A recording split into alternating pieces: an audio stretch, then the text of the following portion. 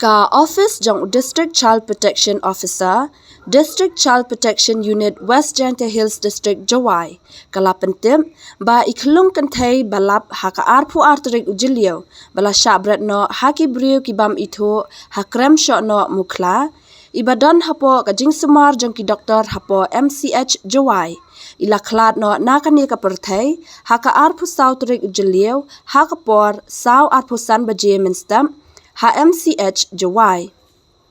Hadian ba ila Khlad no la pentep syaki pulit bat kilale ya ka jingtoket halor ka med yap jong ikhlung.